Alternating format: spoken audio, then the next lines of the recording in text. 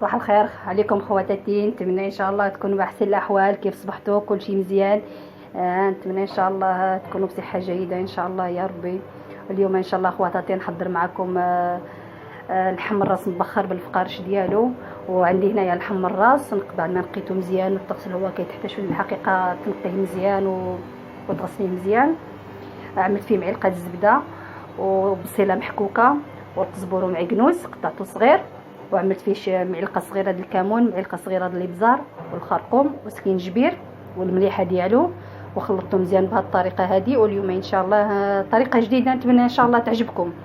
نخلط معاه الحمص والبصيله ديالو وشويه زبيب ومبخر ان شاء الله في الكوكوت، يعني اللي يربح الوقت واللي يضيق الوقت. كتعرفوا اللي كاين طريقه مبسطه وسهله وما كيديش الوقت.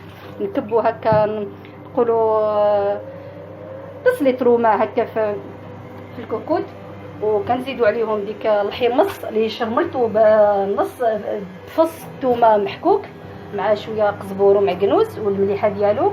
هكا تبقته في الكوكوت هكا يطيب به. نخضروا ان شاء الله به هذا لحم الراس بهذه الطريقه هذه. ديك الساعه عاد كتزيد ديك لحم الراس.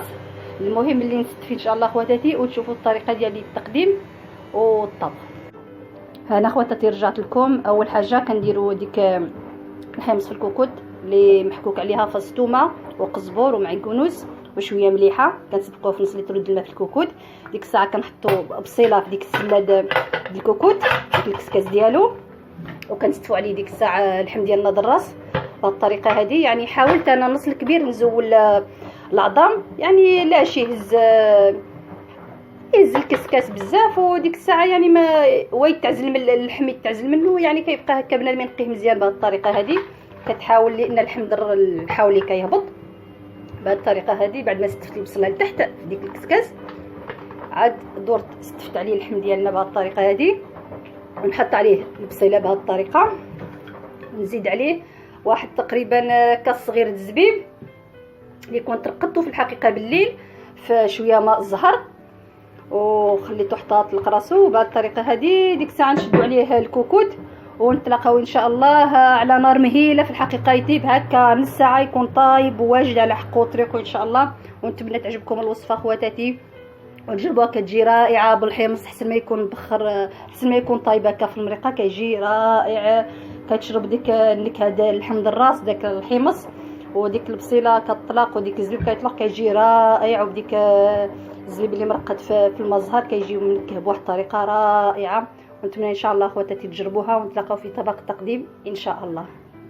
وبهذه الطريقه هذه نزيروا على الكوكوت ديالنا ان شاء الله خواتاتي بعد نصف ساعه ان شاء الله يكون اللحم الدراس ديالنا واجد. ونتلاقاو ان شاء الله ونتمنى تعجبكم الوصفه يا رب العالمين.